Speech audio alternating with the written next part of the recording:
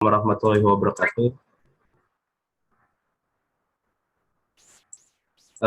Untuk peserta meeting namanya bisa diganti ya sebelum kita mulai dengan nama asli underscore kemudian asal kotanya, dan jangan lupa untuk membuka kameranya, bisa ditunggu. Ini webinar tapi Mama udah mulai. Mama, kok mau ganti PP-nya jadi PP bayi? Ini.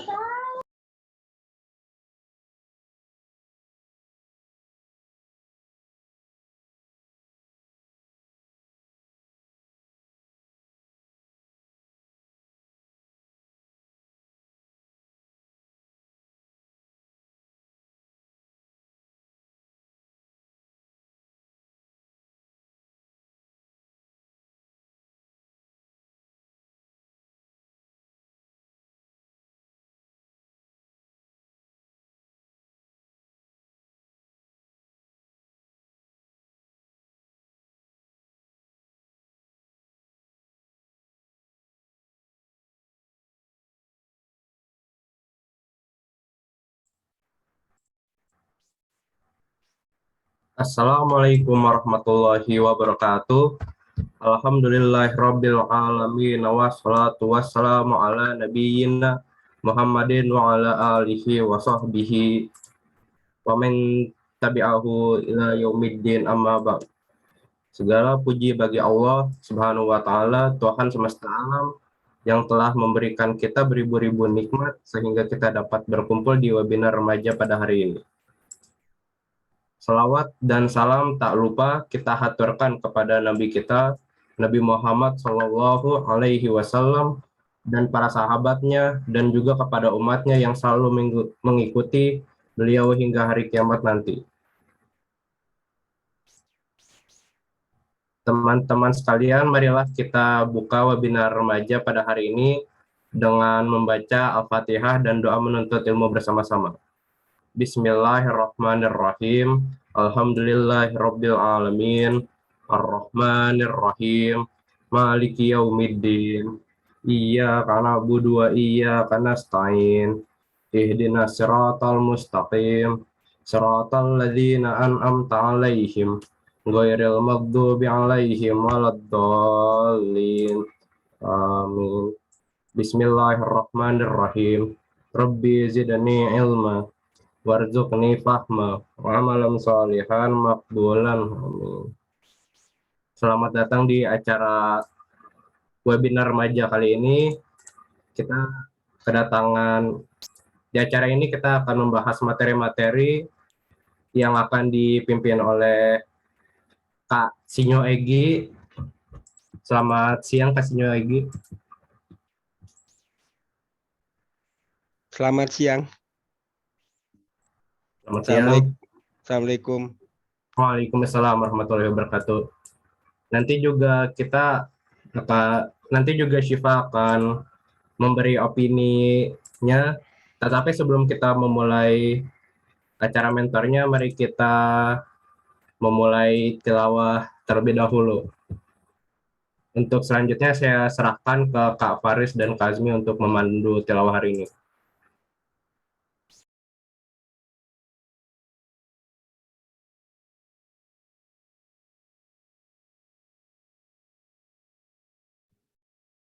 Faris masih belum masuk, sebentar ya. Oh iya.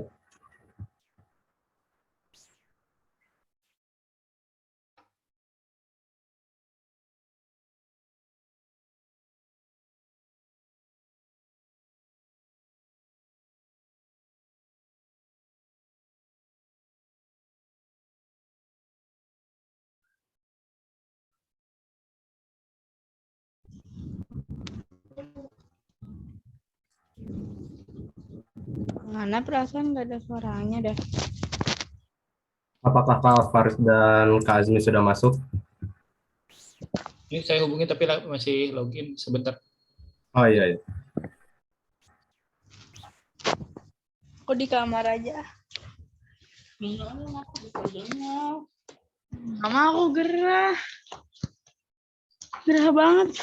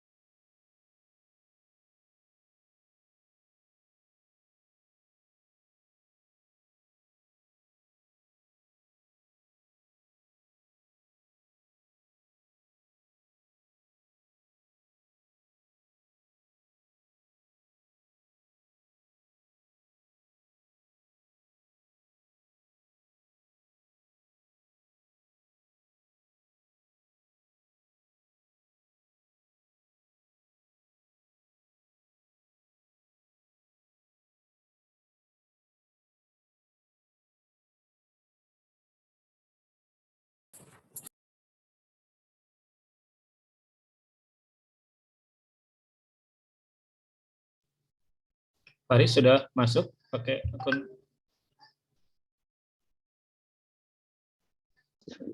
Di sini kali, Pak. Duduk sini aja. Tuh ada suara ramai.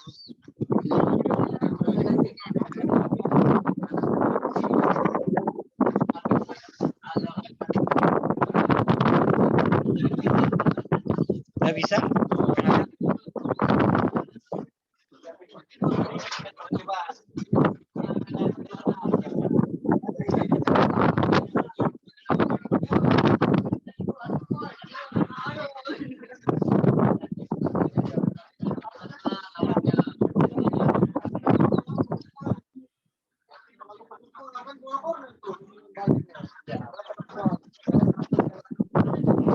Sudah siap belum? Sudah. Sekarang giliran Faris tilawah. Oke. Baik.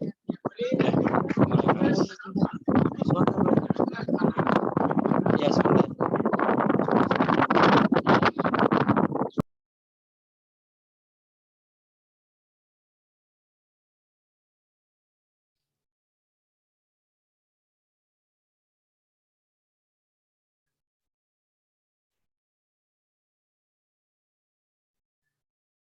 Ya, tafadhal Faris.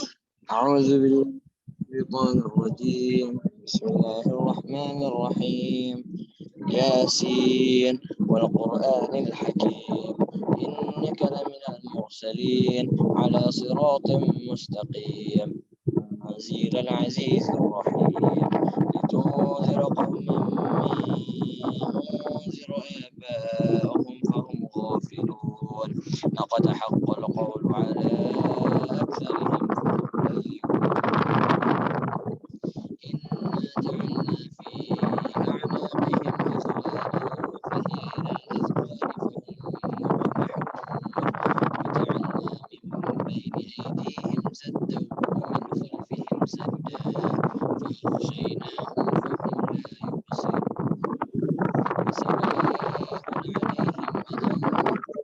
أم لم تنذرهم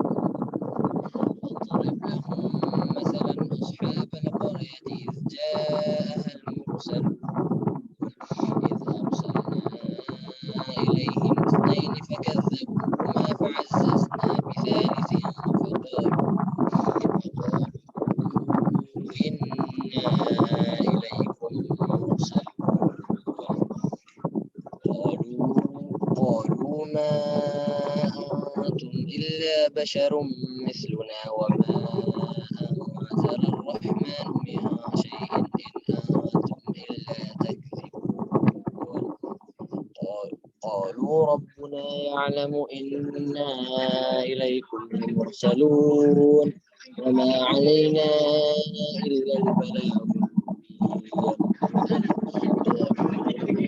إنا تطيرنا بكم لئن لم تنتهوا لنرجمنكم وليمسنكم منا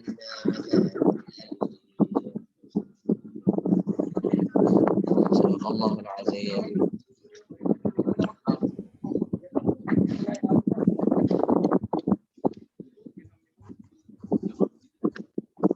Kelas Ustadz Ariel.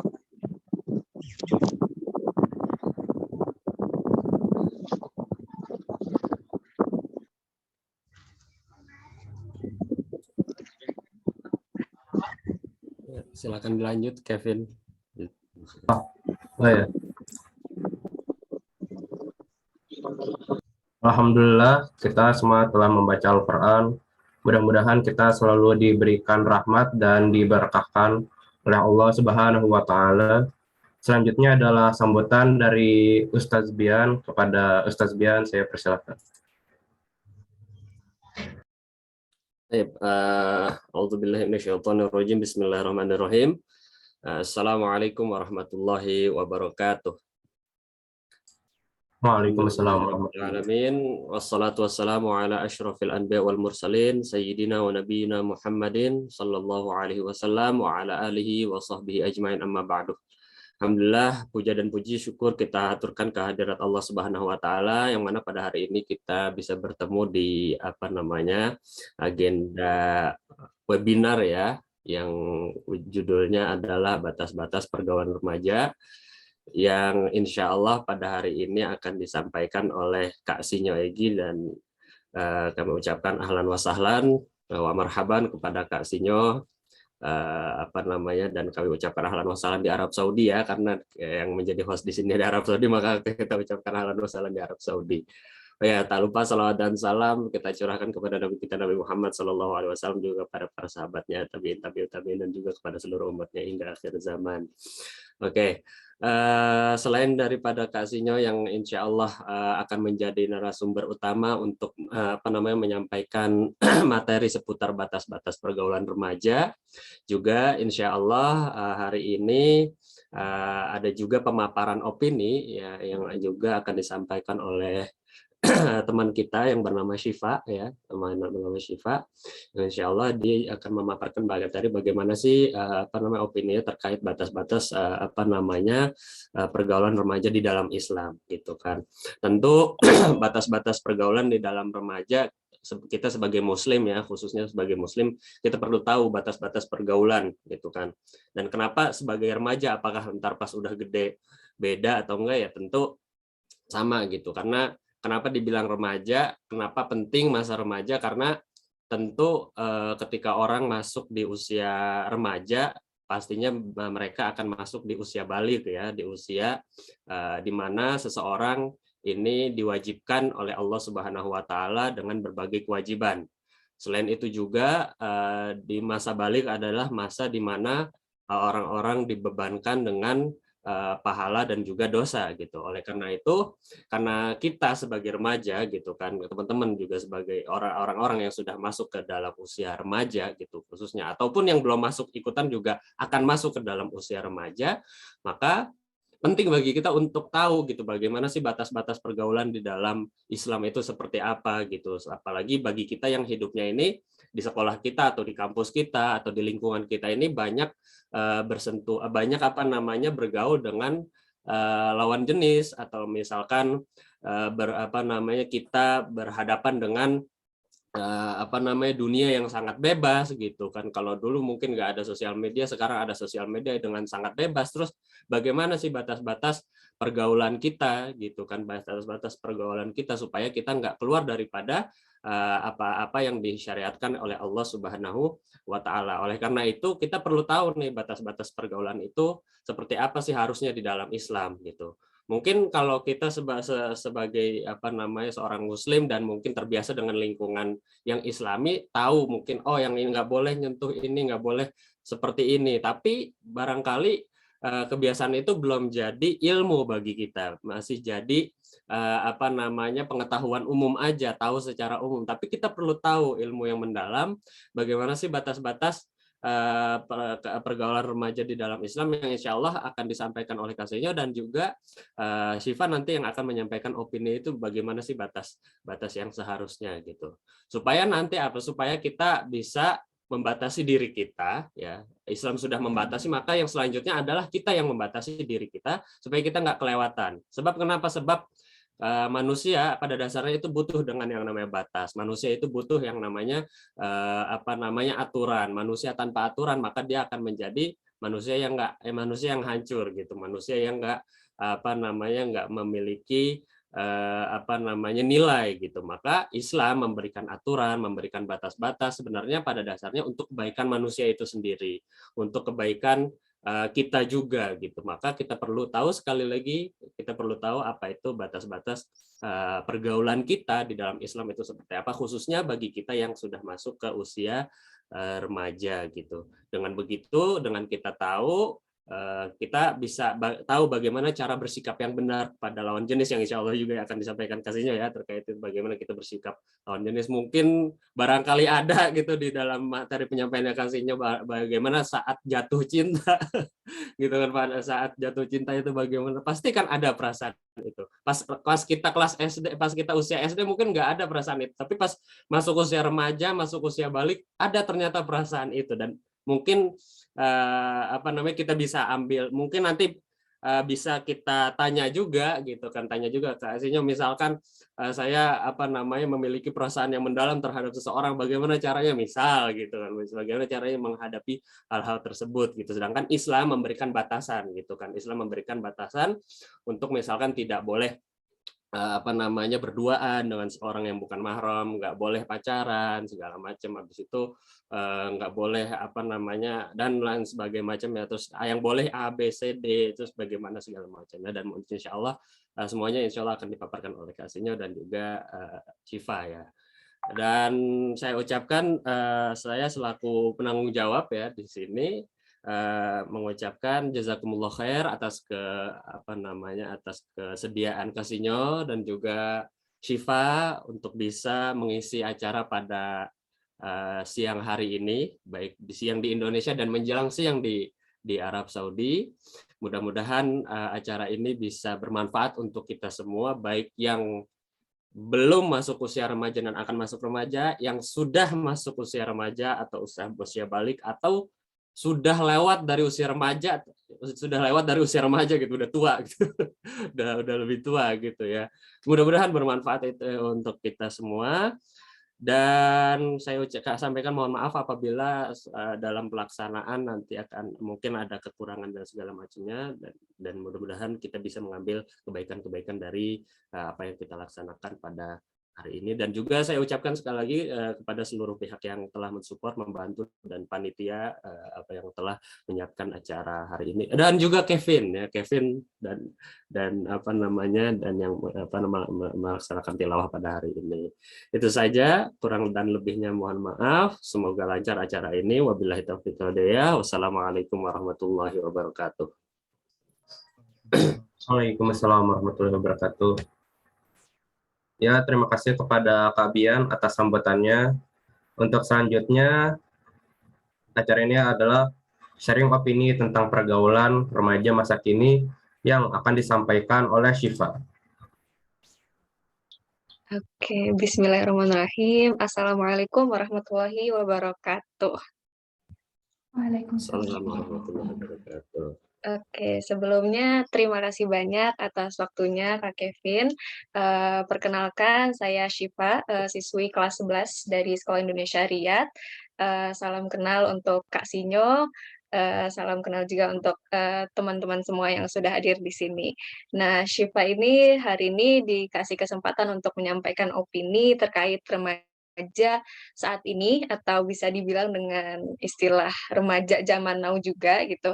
Nah, kalau misalnya dari perspektif Syifa sendiri sih sebagai salah satu remaja gitu ya, melihat fenomena pergaulan zaman sekarang ini, kurang begitu, sehat dalam perspektif Islam gitu. Kayak misalnya fenomena pergaulan hari ini itu, semakin merajalelanya TikTok, atau enggak media sosial lainnya gitu ya, yang di mana kita sebagai remaja, itu tuh mudah banget untuk mengakses, sosial media itu gitu, yang kita bisa melihat apa aja di dalam situ gitu, kita bisa melihat kebaikan maupun keburukan gitu, itu tergantung kitanya sendiri. Tapi, nyatanya fenomena sekarang itu kayaknya, shame culture atau budaya malu kita itu kayak, sedikit-sedikit gitu berkurang gitu. Kayak misalnya di TikTok kita bisa ngelihat banyak banget yang, joget-joget, entah apalah itu, yang itu tuh bisa dilihat sama lawan jenis kita gitu kan. Nah itu tuh, eee, dianggap seperti kayak udah biasa gitu.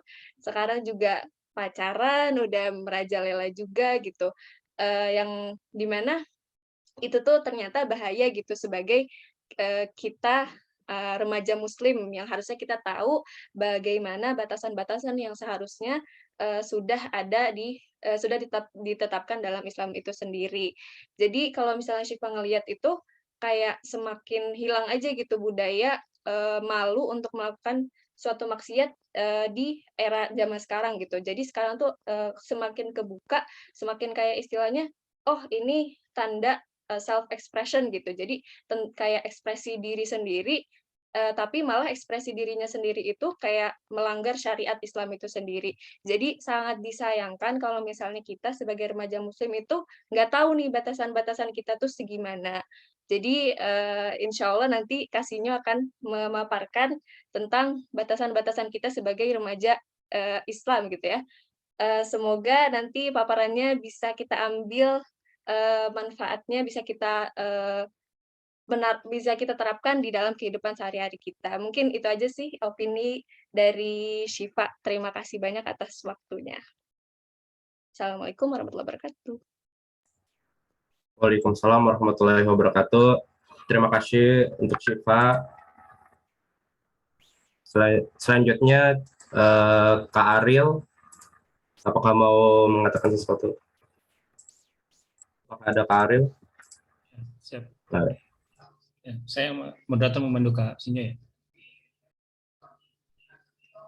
ya silakan Kak. Ya. Bismillahirrahmanirrahim. Assalamualaikum warahmatullahi wabarakatuh. Alhamdulillah, syukurillah. Saya ucapkan salam kenal ya kepada adik-adik semua. Saya bukan secara usia mungkin harusnya jadi bapak kali ya, cuma biar kelihatan muda. Jadi adik-adik semua, panggil saya Kak saja atau Kang sebetulnya. Nama saya Ariel Hazril, Kak Ariel Hazril. Saya sekarang lagi kuliah S3 di KVPM di Dahran, di Syarqiyah ya, Provinsi Timur Saudi Arabia. Saya ucapkan terima kasih ya kepada panitia dan juga Kak Bian ya, Bang Bian yang sudah memberikan kesempatan saya untuk memandu acara ini yang menarik ini gitu ya, buat kita semua. Dan alhamdulillah luar biasa ada pembicara yang ahli, expert di bidang tersebut gitu ya. Nah, sebelumnya saya ya ini juga concern saya gitu ya, pedulian saya gitu ngelihat pergaulan remaja sekarang gitu ya, dan yang semakin banyak tantangannya gitu ya, banyak tadi yang sudah dibicarakan Syifa gitu ya, dan mungkin mirip dengan sebetulnya permasalahan remaja kayak mirip-mirip, tapi tantangannya mungkin berbeda zaman gitu ya, tidak jauh dari seperti bullying gitu ya, terus juga pornografi, pergaulan yang bebas dan yang menjurus ke seks bebas gitu ya, dan ujungnya juga ke yang berbahaya itu yang ujungnya itu aborsi gitu ya. Data yang saya dapatkan tahun 2020 itu hampir 2 juta aborsi gitu ya, dan mungkin mostly dari remaja yang terlewat batas gitu ya. Terus juga tantangan sekarang dan semakin terbukanya LGBT juga gitu ya. Terus juga rokok dan narkoba gitu ya. Itu dulu juga saya alami gitu ya. Saya alami ada tantangan tersebut gitu ya. Tapi mungkin tantangan yang sekarang tadi yang dibicarakan Syifa itu berbeda jauh gitu ya, karena kalau dulu zaman saya itu ada ketimuran itu masih cukup kuat. Jadi kalau ada yang pacaran itu ngumpet gitu ya, kadang diledekin cie. Kalau sekarang mungkin lebih terbuka dan umurnya juga jadi lebih ke bawah gitu, bahkan dari SD. Kalau dulu SMA juga masih di cie gitu ya. Itu budaya ketimuran yang terpengaruh dari barat dan juga mungkin K-pop juga. Jadi sekarang tantangannya jadi lebih menantang gitu ya. Terus yang kedua tantangan tadi yang disebutkan Kasifa juga teknologi informasi yang cukup deras gitu ya. Komunikasi juga melalui sosial media gitu ya, berbagai macam aplikasi gitu ya. Bahkan yang saya lihat ada aplikasi LGBT juga gitu ya, untuk sesama LGBT. Jadi nauzubillah, jadi sekarang tantangan dari adik-adik semua itu jadi makin berat gitu ya dibanding ketika kakak remaja dulu gitu, ketika Kak saya dan Kak Sinya. Dan alhamdulillah di sini kita menghadirkan pembicara yang ahli gitu ya di bidangnya, yaitu Kak Sinyo Egi gitu ya. Sebelum kita masuk ke Kak Sinyo, saya akan bacakan dulu sedikit gitu ya CV beliau, yaitu Kak Sinyo. Nama aslinya Pak Agung Sugiarto gitu ya, tapi lebih dikenal nama penanya itu Kak Sinyo gitu ya. Beliau asli Magelang gitu ya, lahirnya di Magelang, terus statusnya sudah menikah, istri dan 2 anak. Pendidikan beliau S1 di UNY di Jakarta dan S2-nya psikometri di UIN Syarif Hidayatullah. Terus aktivitas beliau, profesi dan pekerjaannya, sekarang menjadi ketua dan pendiri Yayasan Peduli Sahabat gitu ya, yang membantu saudara muslim agar tidak terjerat dunia LGBT, kecanduan game, pornografi dan lain-lain. Jadi banyak sekali aktivitas beliau yang bisa kita timba ilmunya gitu ya. Terus juga selain di yayasan tadi ada manajer pembinaan akhlak di Yayasan Islamic Development Network, dan juga trainer dan konsultan di bidang parenting dan juga kecanduan gadget dan pornografi. Jadi luar biasa ya, alhamdulillah kita bisa sama-sama mengambil ilmu dari beliau untuk menghadapi tantangan pergaulan remaja yang semakin berat ke depannya. Tanpa berpanjang lebar lagi, waktu dan tempat saya persilahkan ke Kak Sinyo. Ya, Assalamualaikum warahmatullahi wabarakatuh. Assalamualaikum warahmatullahi wabarakatuh. Ya, alhamdulillah pada siang hari ini, pagi menjelang siang di Riyadh dan siang menjelang sore di Indonesia, kita dapat berkumpul di tempat yang luar biasa dengan sumber daya yang luar biasa, dimulai dengan bacaan basmalah, doa, kemudian pembacaan ayat suci Al-Quran, salawat kepada junjungan kita Nabi besar Muhammad SAW. Harapan kita apa yang akan kita bagikan, yang kita kerjakan, yang kita diskusikan hari ini tercatat sebagai ibadah dan berkah bermanfaat dunia akhirat. Amin. Salawat dan salam kepada junjungan kita Nabi besar Muhammad SAW, para sahabat, keluarga, sahabat, dan tentu orang-orang yang mengikuti sunnah beliau. Ini saya izin share screen ya. Nanti kalau misalnya berhenti tolong diberitahu karena kadang Zoom ini error. Ya, sudah muncul ya? Sudah, tapi masih belum keluar. Alhamdulillah. Sudah ya? Sudah, Kak. Ya. Yang pertama saya minta maaf karena suara saya serak-serak, nggak jelas karena kodarulahnya saya sakit sejak hari Ahad ya, Senin. Itu karena tertular sama salah satu tetangga yang lagi sakit gitu. Ya, alhamdulillah tapi ini sudah agak mendingan. Kemudian yang kedua juga ini judulnya saya ganti karena mungkin kalau bagi remaja itu, apalagi di usia remaja ya, itu dibatas-batasi melulu gitu kan. Jadi bukan saya isinya tetap sama, tapi memang judulnya saya bikin lebih mudah bagi mereka untuk menangkapnya, itu tetap gaul tapi syar'i gitu. Jadi tetap syar'i. Jadi mereka tetap bisa gaul tapi juga tetap sesuai dengan koridor Islam gitu. Jadi bagaimana teman-teman yang lahir di generasi Z tetap beriman, tetap cerdas dan beretika seperti itu. Nah, karena kita nggak mungkin mau membahas temanya ini terlalu besar sebetulnya dengan waktu durasi sekitar 45 menit. Tapi harapannya kita walaupun 45 menit ini Kak Sinyo akan mengambil poin-poin penting yang harapannya nanti bisa dikembangkan oleh teman-teman sendiri.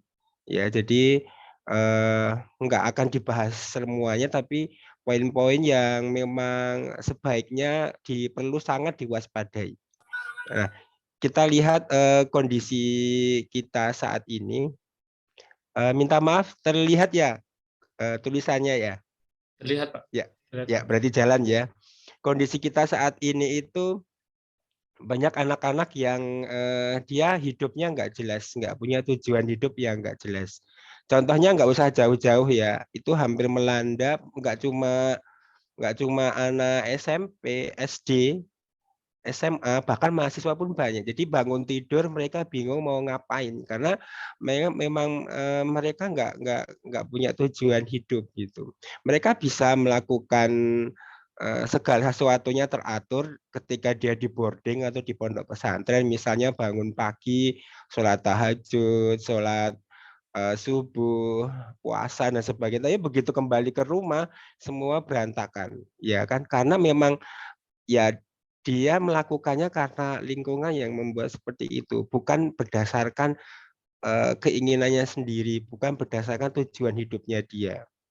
Jadi masih banyak yang kelas 12 SMA ya, kelas 12 SMA itu masih banyak yang bingung dia nanti habis lulus mau ngapain gitu.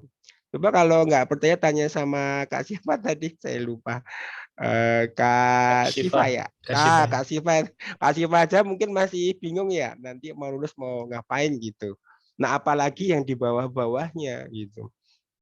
Jadi dan ini nanti akan merembet kemana-mana. Contohnya ketika dia nggak punya tujuan hidup ya akhirnya larinya ke macam-macam gitu.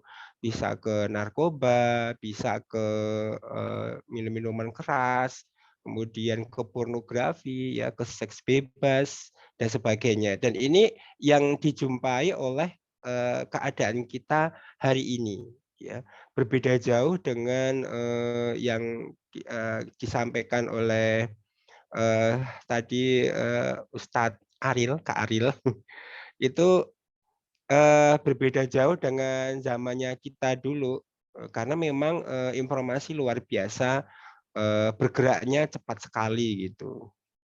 Nah, akar masalahnya apa sebetulnya? Akar dari masalah ini semua, kenapa sih banyak remaja yang belum tahu tujuan hidupnya. Banyak remaja yang akhirnya jatuh ke narkoba, ke seks bebas, ke minum-minuman keras, ke menghabiskan waktu dan sebagainya.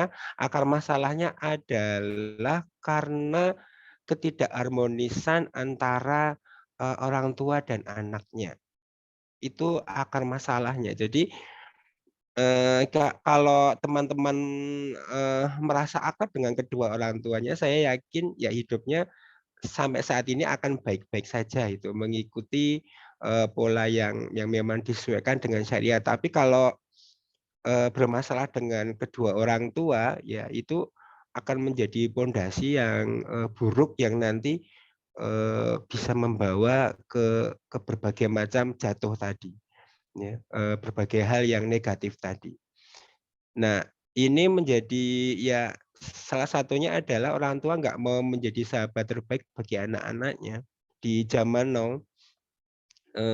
Ya misalnya anaknya suka ngegame, mau ngegame aja, jangankan bicara game ya, ngegame aja nggak boleh gitu, dilarang-larang, PUBG itu haram dan sebagainya seperti itu. Atau misalnya si putrinya misalnya lagi suka BTS atau Blackpink, jangankan mau membicarakan objeknya ya BTS-nya itu, lagi mau apa itu sudah nggak haram, itu nggak boleh bla bla bla. Padahal beliau lupa dulu juga mengalami hal yang sama seperti itu. Kalau zamannya Kak Sinyo mungkin dulu zamannya New Kid on the Block, kemudian Backstreet Boys. NSYNC, Dulu. Backstreet Boys ya. Kemudian ada break dance. Kak Sinyo mungkin dianggap gila sama orang tua Kak Sinyo karena ngebreak dance itu kan kayak orang gila ya, kayak ulet-ulet jingkrak-jingkrak gitu. Nah, mungkin bagi orang tua itu ngapain ke anakku kok seperti kesurupan. Tapi sudut pandang Kak Sinyo keren banget gitu, ngikutin pergaulan anak zaman itu gitu. Nah sama, jadi dimulai dari sinilah kemudian akhirnya melebar kemana-mana. Nah pelariannya kemana ketika si anak tidak merasa nyaman di rumah, jadi dia padahal kan dalam Islam baiti janati, rumahku adalah surgaku ya. Jadi kalau ada istilah umum my sweet home, rumahku adalah sesuatu yang menyenangkan. Nah, akhirnya ketika anak-anak yang merasa alone, merasa sendiri di rumah, nggak mendapatkan teman diskusi yang baik di rumah, apa-apa serba dilarang, akhirnya dia larinya kemana? Ke teman-temannya yang sesama mengalami hal yang sama. Nah, teman-teman yang sekumpulan ini kan ya sama-sama buta kan, akhirnya ya menjadi gerombolan yang sama-sama serem gitu. Ya arahnya bisa jadi baik, bisa jadi buruk. Itu kayak gambling aja gitu. Karena mereka merasa senasib. Aku nggak punya teman di rumah. Coba kalau teman-teman di rumah merasa nyaman ya biasa aja kan, bermain ya bermain gitu. Tapi kalau yang dia nggak betah di rumah pasti akan mencari tempat pelarian seperti itu. Nah, itu zaman dulu itu kita masih seperti itu. Nah, zaman now itu dengan terbukanya era internet yang luar biasa pengaruhnya, ya akhirnya bukan cuma teman-teman yang senasib gitu. Tapi di sana banyak kemudian seperti hutan belantara yang kita nggak tahu di baliknya apakah ada sesuatu yang mengerikan atau enggak. Jadi seperti hutan belantara yang bermanfaat ada, yang baik ada, yang tidak beragama ada, yang penuh dengan kesirikan juga ada, yang kebaikan juga ada, yang disebarkan begitu saja. Nah, yang jadi masalah kalau mungkin yang seperti Kak Ariel ya, Kak Ariel mah nggak masalah, udah pinter, S3, pengetahuan agamanya keren, beliau bisa menfilter, bisa memilih gitu. Nah, sementara bayangkan, minta maaf, anak-anak yang tadi sedang grow up karena nggak mendapatkan teman diskusi yang baik di rumah, kemudian teman sebayanya juga sama-sama buta, akhirnya kan ya sembarangan memilih seperti itu. Nah, yang mengerikan lagi, permisi ya, saya minum sebentar batuk.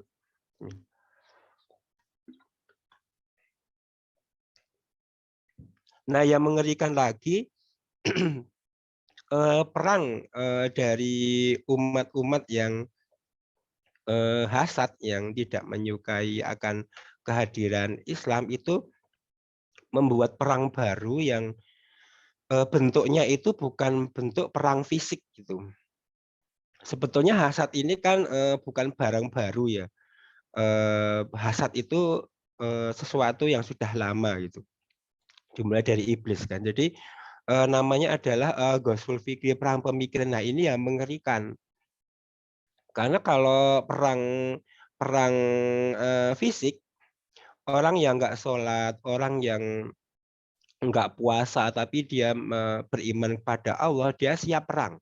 Jadi dia akan membela, misalnya seperti kejadian di Jakarta waktu itu ya preman turun, termasuk ikut turun, nggak terima Al-Quran dihina gitu seperti itu. Nah, tapi ketika yang diserang adalah pemikiran, ini yang mengerikan karena nggak tampak gitu, kerusakannya juga seperti apa, itu yang susah gitu. Nah ini memang sudah dimulai sejak adanya iblis ya, ketika iblis hasad sama Nabi Adam bahwa ternyata ada makhluk yang lebih baik dari dia gitu. Nah ini akhirnya diturunkan ke anak cucunya ya. Nah ketika iblis adalah pemicu hasad dosa pertama di alam semesta, kemudian Qabil adalah pemicu dosa pertama di dunia, maka pemicu perang pertama yang hasad pada Islam yang pertama dalam pemikiran menurut sejarah adalah Louis IX ya, Louis IX. Dia adalah Raja Prancis. Jadi Louis IX ini pernah ditangkap kalah perang oleh umat Muslim. Kemudian ketika di penjara dia merenung ternyata untuk mengalahkan umat Muslim itu nggak perlu pakai kekuatan fisik gitu, tapi lewat perang pemikiran tadi. Yang diperangi itu, yang dihancurkan adalah pikirannya, keimanannya. Ya. Nah, contoh-contohnya akhirnya ya seperti ini ya. Penerusnya Louis IX banyak, ada Samuel Zwewer ya. Jadi misi utama mereka itu adalah memisahkan umat Muslim dengan ajaran Islam itu sendiri. Kemudian contoh yang lain misalkan Martin gitu, dia sama mengalahkan umat Muslim itu nggak perlu dengan yang perang dan sebagainya, tapi cukup dengan cinta gitu, seperti itu.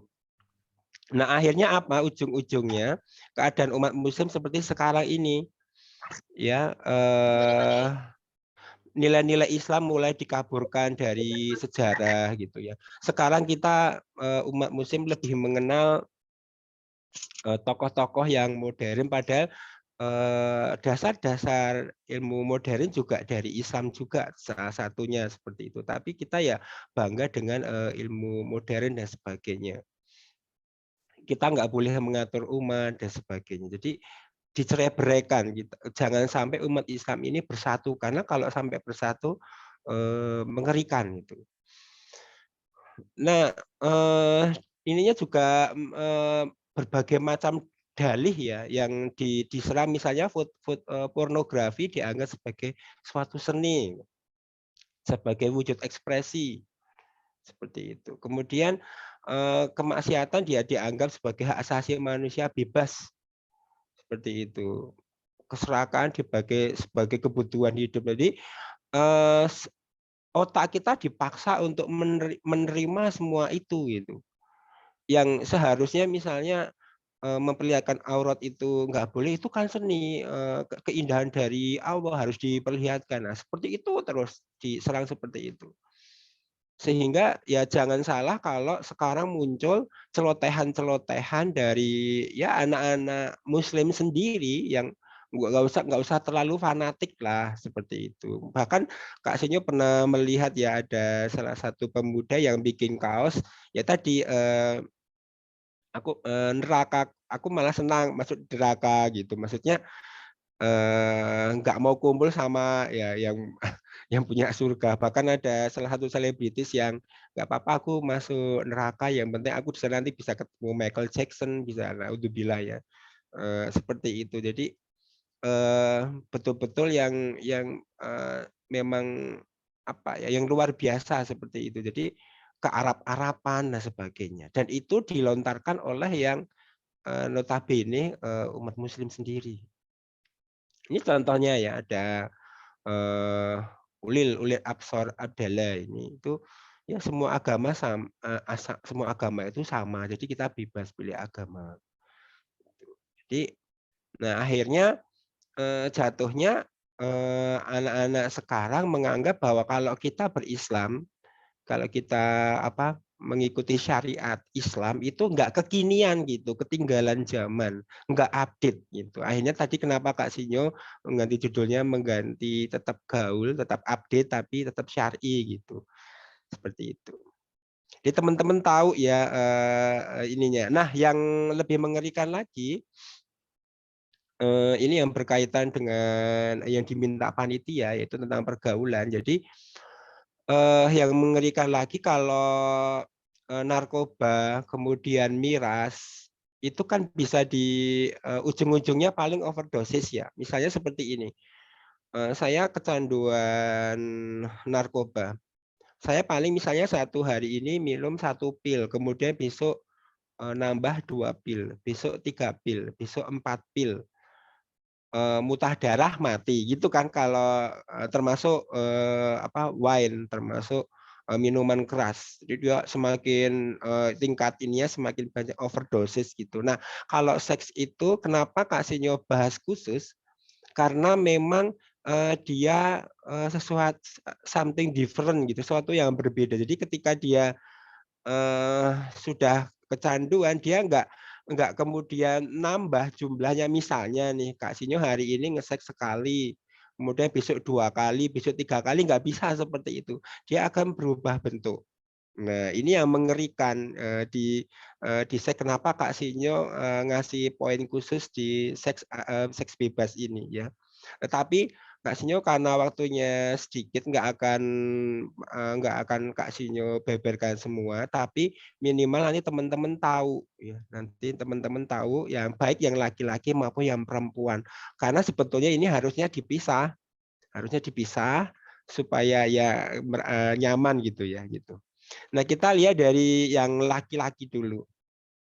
Yang laki-laki seumur hidupnya masalah utamanya adalah di kantung spermanya dia. Jadi laki-laki di organ reproduksinya ini akan menjadi salah satu faktor penting penentu apakah dia lolos ujian dari Allah atau tidak. Jadi banyak ayat-ayat Al-Quran atau hadis yang tunduklah pandanganmu, jagalah kemaluanmu, itu luar biasa. Karena memang di laki-laki ketika dia sudah balik, ya sudah dewasa biologisnya, dia akan memproduksi 120 sampai 150.000 calon calon anak ya, spermatozoid.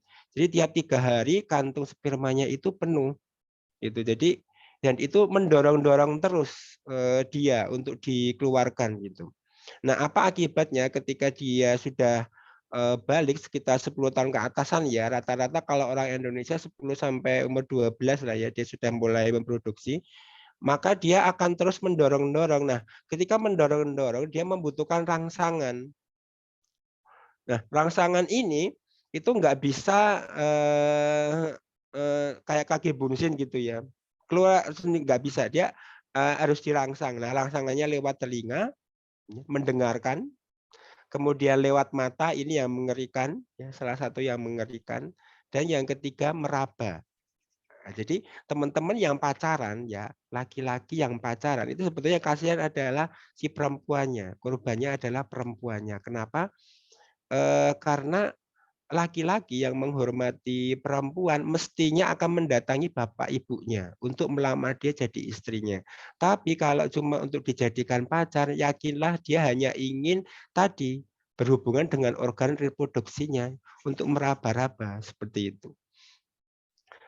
Nah, kalau medianya itu ya pertama bisa lewat game ya, bisa lewat God of War, bisa Mass Effect, bisa Naruto. Kalau nonton Naruto yang ditonton bukan Narutonya tapi Tante Tsunade dan sebagainya gitu ya.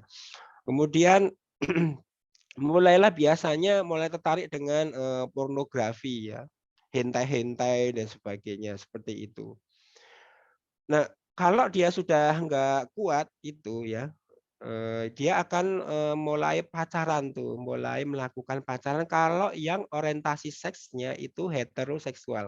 Heteroseksual itu secara orientasi seks, arah seks itu tertarik pada lawan jenis. Berarti laki-laki tertarik pada perempuan. Tapi kalau yang tertarik sama jenis namanya homoseksual. Ini yang kita bahas yang heteroseksual dulu ya. Jadi yang tertarik pada lawan jenis. Nah, Kalau dia bosan sama perempuan karena mungkin takut hamil, kemudian nanti takut ketahuan pacaran dengan perempuan, bla bla bla, akhirnya dia akan melakukan seperti yang tadi Kak Ariel sampaikan, melakukan dengan sesama jenis.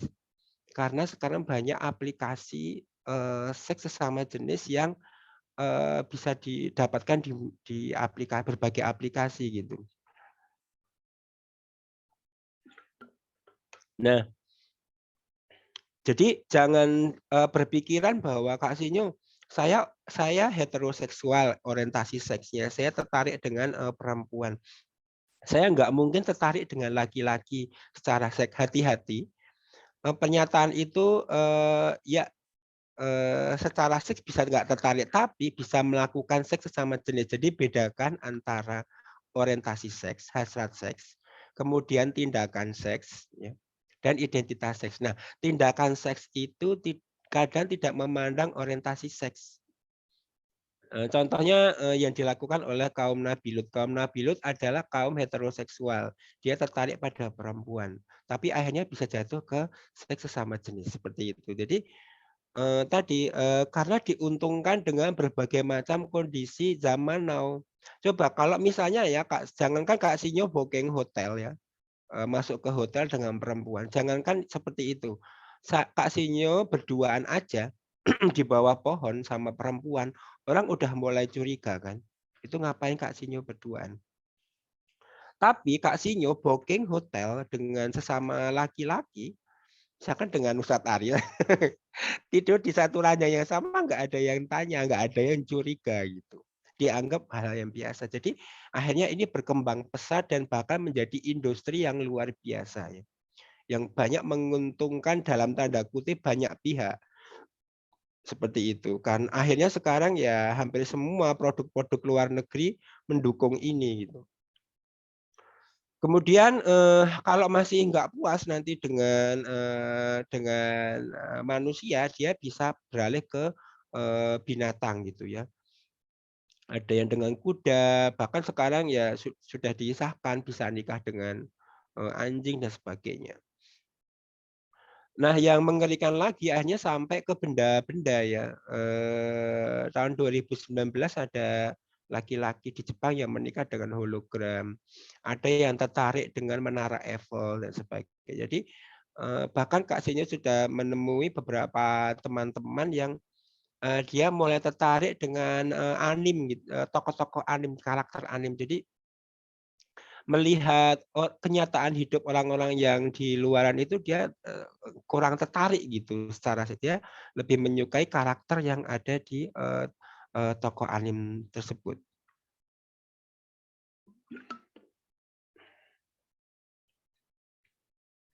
Nah, problem di perempuan walaupun berangkatnya dari sesuatu yang berbeda tapi nanti ujungnya bisa sama ya. Berangkatnya dari sesuatu yang berbeda tapi ujungnya bisa sama, yaitu seks bebas. Kalau di perempuan masalah utamanya bukan organ reproduksinya ya, bukan pembentukan organ reproduksinya, tapi perasaannya, kebutuhan eksistensinya untuk mencintai dan dicintai. Nah, ketika perempuan tidak mendapatkan cinta dari seorang bapak atau mungkin abangnya atau adik laki-lakinya atau pamannya atau kakeknya ya yang baik, maka dia akan mencari di luaran ya, di luaran yaitu dengan mencari kalau di internet ya lewat berbagai macam platform media sosial. Itulah kenapa pengguna media sosial perempuan luar biasa ya. Jadi karena membutuhkan cinta, membutuhkan perhatian gitu. Nah, yang mengerikan itu susah dideteksi. Kalau laki-laki, ya kan kalau main game atau main pornografi kelihatan kan, maksudnya bisa kita lihat objeknya, produknya gitu.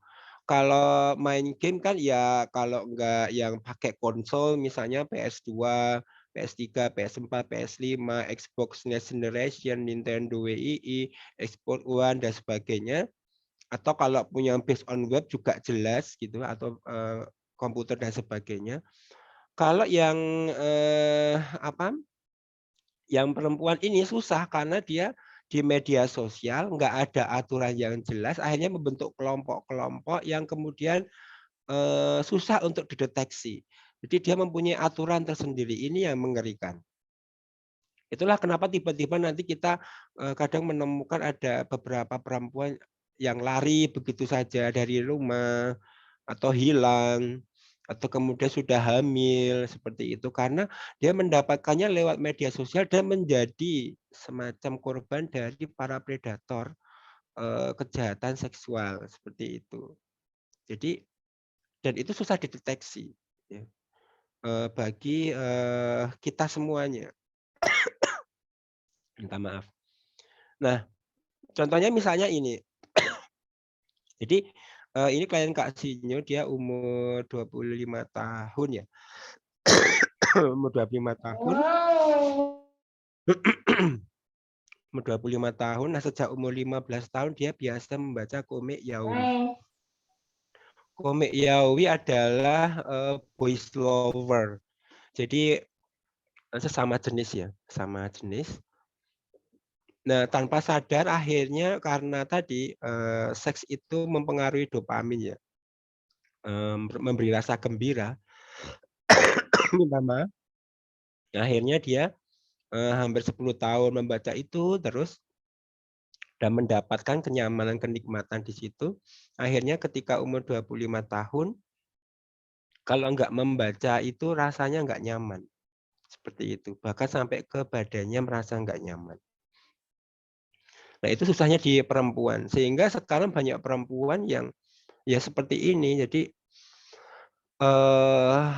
kalau zaman dulu perempuan pulang dari sekolahan jam 12 jam 1 gitu ya. Kemudian misalkan di tengah jalan ada orang gila yang memperlihatkan kemaluannya ya, alat kelaminnya, mereka udah teriak takut gitu. Nah, kalau perempuan sekarang ya udah biasa, maksudnya seperti itu mah biasa di internet gitu. Seperti itu. Jadi tadi seperti yang disampaikan Kak Siva sudah bahkan nggak punya rasa malu gitu. Bercanda-bercandanya pun hampir sama dengan laki-laki gitu. Nah, kalau kemudian dia di sosial akhirnya nggak tahan, akhirnya ke live ya, ke pacaran gitu kalau yang heteroseksual. Nah, karena tahu kalau laki-laki itu ternyata dalam tanda kutip jahat, bahwa urusannya cuma organ reproduksinya ya. Akhirnya banyak juga perempuan yang kemudian memilih berpasangan dengan sesama jenis gitu karena menemukan kenyamanan di sana, menemukan cinta di sana seperti itu, yang pada ujungnya akhirnya bisa ke seks bebas. Walaupun di perempuan tadi Kak Sinyo sampaikan bahwa dorongannya bukan organ reproduksinya ya, bukan libidonya, tapi bisa juga sampai ke sana. Nah, solusinya apa? Solusinya, yang pertama, kita harus menentukan tujuan hidup kita. Nah, teman-teman harus punya tujuan hidup yang jelas dulu. Karena kalau nggak punya tujuan hidup ya bingung kan mau ngapain gitu. Nah, itulah kenapa Kak Sinyo ini materi yang Kak Sinyo ini tujuan hidup ini Kak Sinyo sampaikan ke putra-putri Kak Sinyo umur 10 tahun gitu ya. Nah, ini teman-teman nggak tahu umur berapa, moga-moga bermanfaat. Jadi banyak orang tua yang tidak menyampaikan hal ini ke putra-putrinya sehingga mereka mudah mengikuti zaman gitu, mudah terpengaruh oleh zaman. Karena memang tidak mempunyai akidah atau kepercayaan yang kuat gitu. Contohnya ya, kita sejak kecil diajarkan oleh orang tua kita bahwa kita disuruh menyembah Allah, menyembah Tuhan. Kenapa? Karena yang menciptakan alam semesta adalah yang menciptakan makhluk adalah Tuhan. Seperti itu kan. Tapi sudah jasid, nggak dijelaskan lebih lanjut gitu. Ini akan sangat rentan ketika misalnya kita ketemu dengan orang-orang yang memang suka berpikir, suka berdiskusi, suka berdebat, sementara kita nggak siap gitu.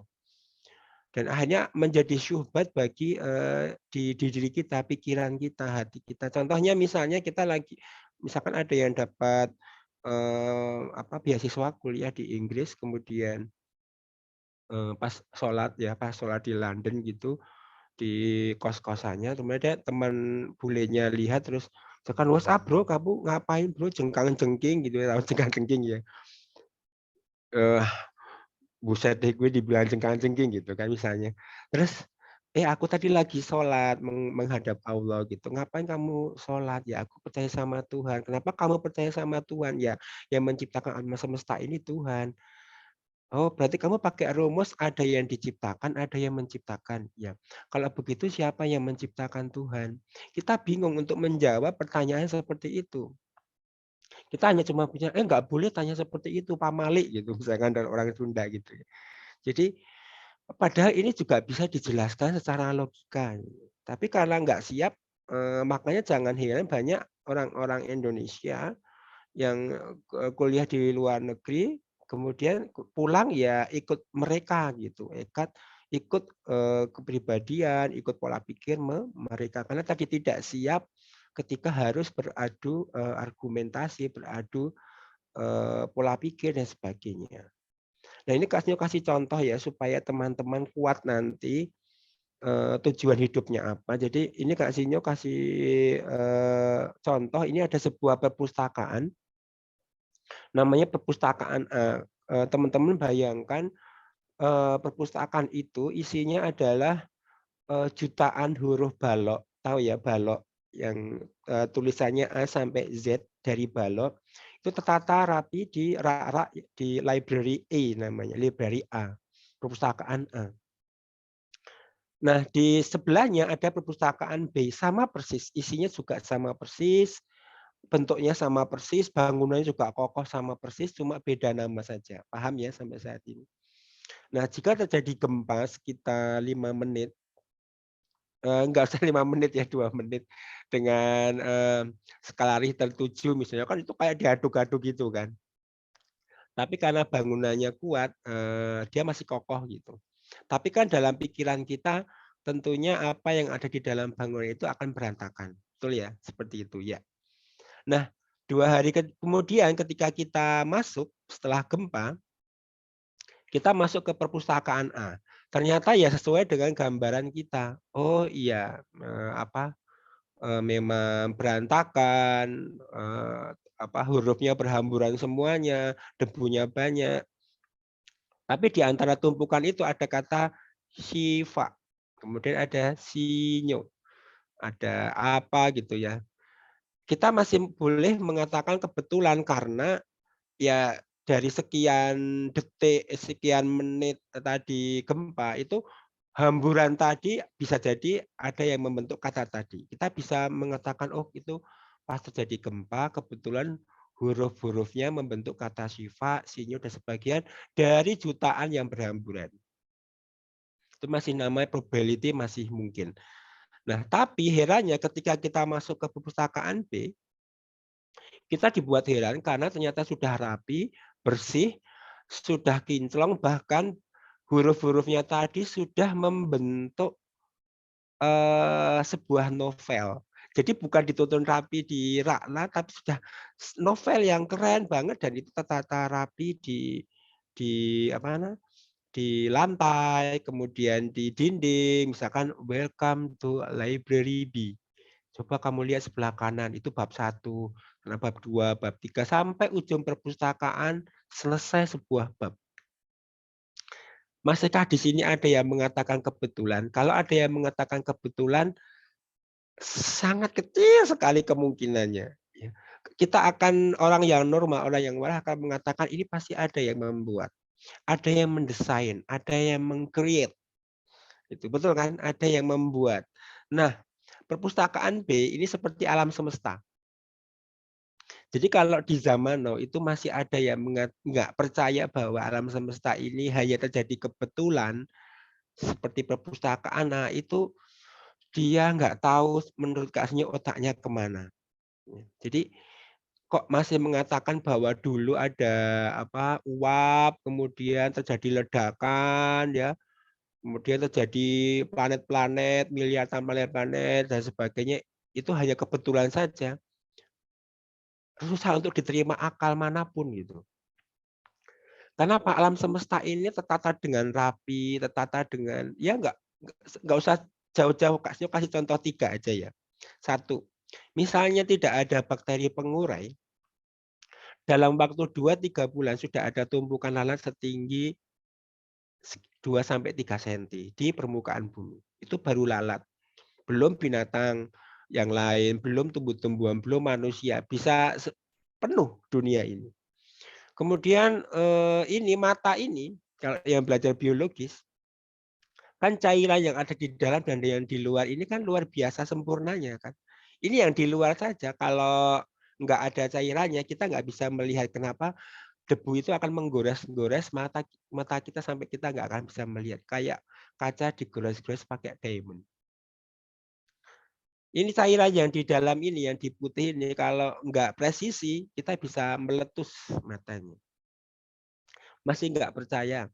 Pernah terpikir nggak teman-teman, ya, kan kita diberi 2 perangkat mata yang sama, telinga, hidung, paru-paru, jantung, organ reproduksi, kaki, kepala sama kan? Maksudnya jumlahnya sama, bentuknya sama.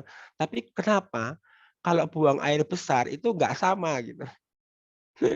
Bayangkan jika pencipta kita itu menciptakan kita buang air besar jam 7 pagi secara serentak semua makhluk hidup. Itu bayangkan dunia seperti apa gitu ya. Nah, jadi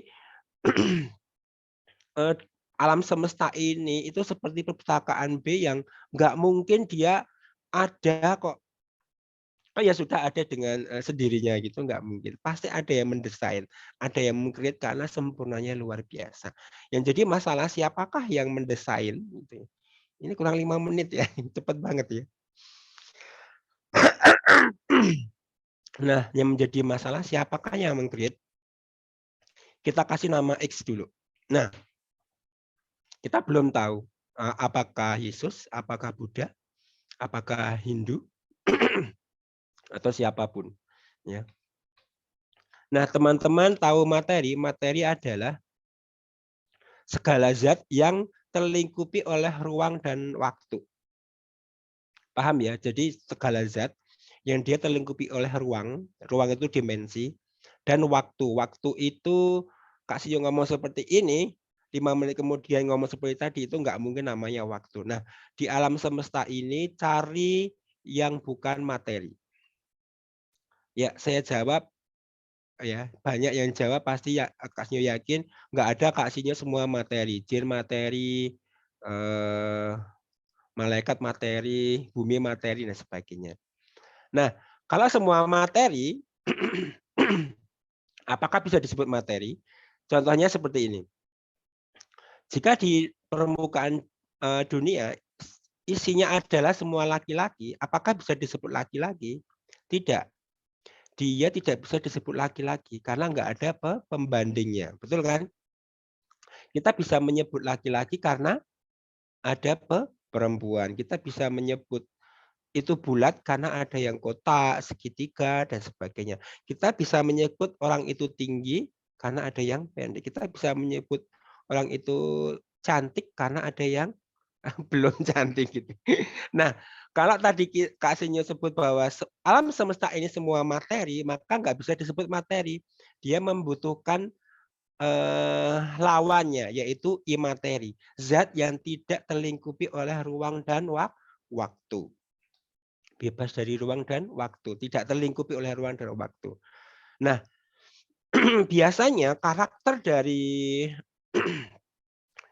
dari apa? Laki-laki dan perempuan, bulat dan kotak itu kan berbeda ya karakternya, ciri-cirinya sama. Materi dan imateri mestinya harusnya berbeda. Contohnya, jika materi hancur, imateri harusnya abadi. Jika materi lemah, imateri harus maha kuat. Enggak kuat ya, dia harus maha kuat karena dia ujungnya. Kalau materi banyak, imateri harus tunggal, enggak boleh lebih dari 1.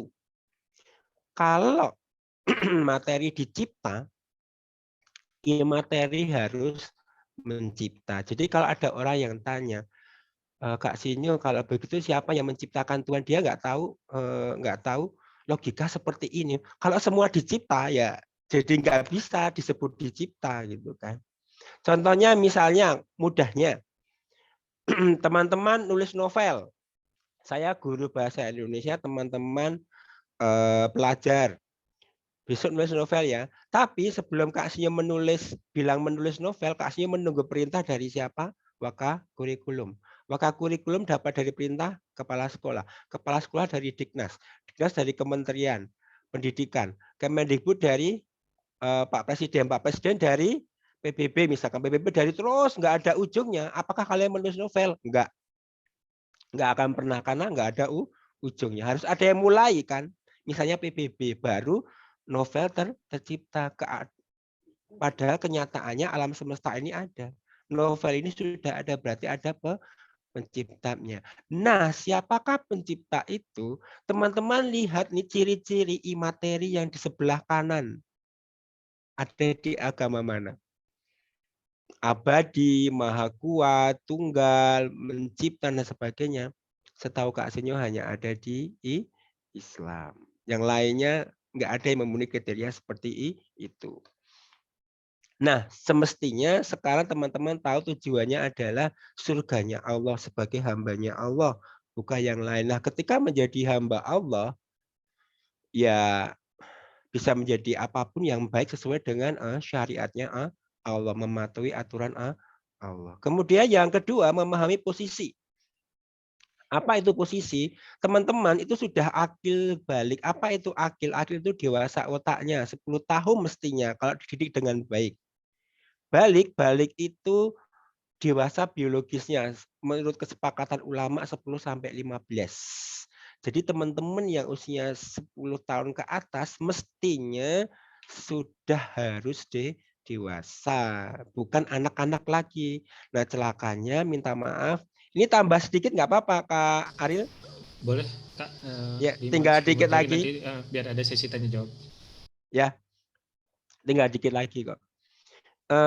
Balik ini 10 sampai 15. Nah, celakanya dalam tanda kutip ya, itu di pendidikan kita ngikutin psikologi secara umum bahwa anak-anak itu 17 tahun ke bawah.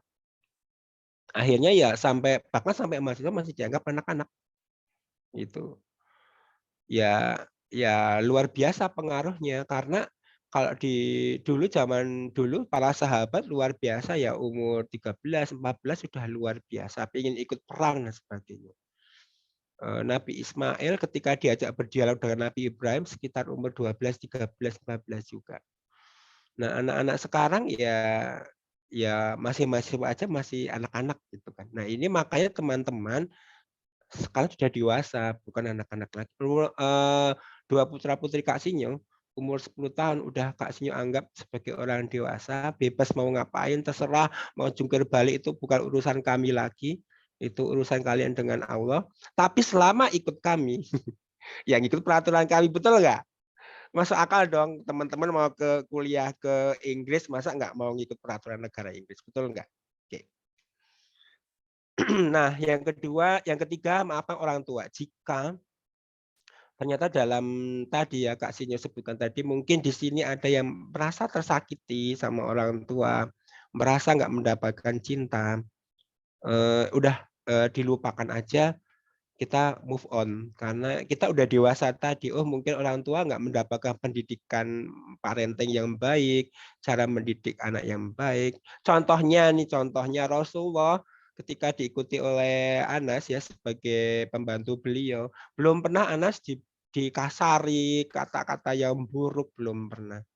Nabi Nuh ketika anaknya yang kafir mau menjelang tenggelam nggak dipanggil hai keparat atau apa, enggak.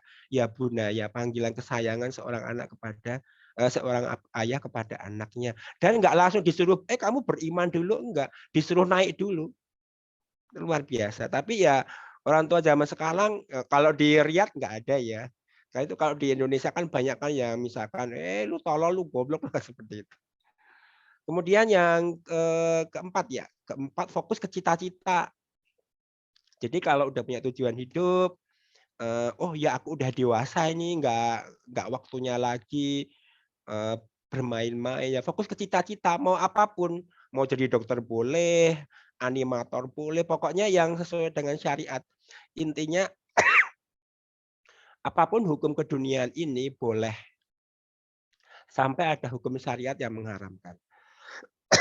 Sebaliknya dengan ibadah, semua ibadah haram sampai ada syariat yang menghalalkan.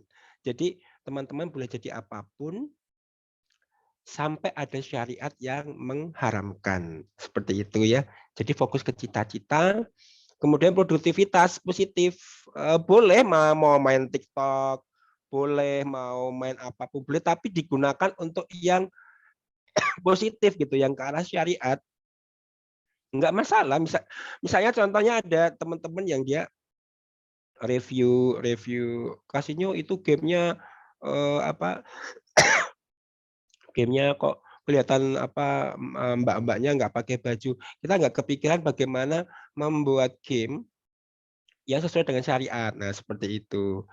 Jadi kita jangan cuma bisa mengkritik, tapi kita membuat hal yang sebagai tandingannya yang lebih baik yang sesuai dengan syariat. Jadi kita ke arah produktivitas yang bermanfaat gitu. Coba kita selama ini masih itu Facebook lah, WhatsApp lah, itu pendukung LGBT lah, bla bla bla. Tapi kita mana? Kita umat Muslim nggak punya platform, nggak punya media sosial yang khusus umat Muslim sendiri gitu. Coba teman-teman kalau nggak percaya, bikin kata-kata yang minta maaf buruk tentang LGBT misalnya di Facebook, pasti akan di-kick dari Facebook. Ya. Kemudian selanjutnya cari teman yang baik. Nah, ciri-ciri teman yang baik seperti apa? Seperti ini. Baik, itu saja poin-poin penting dari Kak Sinyo. Mohon maaf karena waktunya 45 menit. Teman-teman pernah dikejar saya Tony Rojim. Nah, rasanya seperti ini nih. Dikejar saya Tony Rojim ya. Waktunya mepet ya disampaikan banyak. Baik, demikian. Assalamualaikum warahmatullahi wabarakatuh. Waalaikumsalam warahmatullahi wabarakatuh. Pada kasusnya yang sudah memberikan materi yang luar biasa ya. Tadi dari pemaparannya, dari problem awalnya seperti apa gitu ya, baik itu laki-laki ataupun perempuan, terus juga solusinya seperti apa. Jadi masya Allah luar biasa. Tapi kayaknya juga masih kurang, mungkin perlu sesi selanjutnya terkait juga problematika yang lainnya kan nanti kita bahas. Tapi kita fokus ke yang topik yang sekarang. Tafadhol, bagi adik-adik yang mau bertanya boleh kasih sempat bisa raise hand atau menuliskan kolom chat buat saya bacakan. Sesi awal untuk 3 penanya boleh? Ada yang mau bertanya? Atau ada pengalaman yang mau di-share? Biasanya kalau orang Indonesia kalau nggak dikasih hadiah jarang yang ya. Betul. Nanti kalau yang bertanya nanti dikasih hadiah ya. Kalau ada door prize.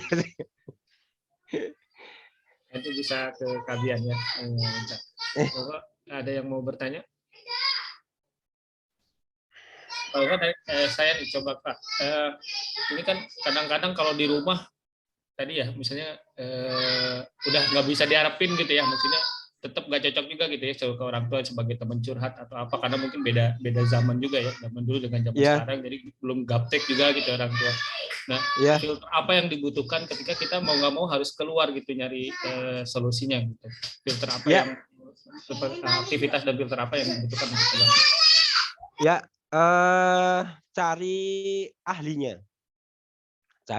Jadi carilah orang yang memang ahli di bidang yang akan kita cari tadi. Misalnya kita aku merasa bahwa aku ini merasa nggak nyaman berarti kan ini berhubungan dengan psikologi ya, berarti cari psikolog. Jadi tanyalah atau cari tahulah pada yang ahlinya, jangan pada yang bukan ahlinya.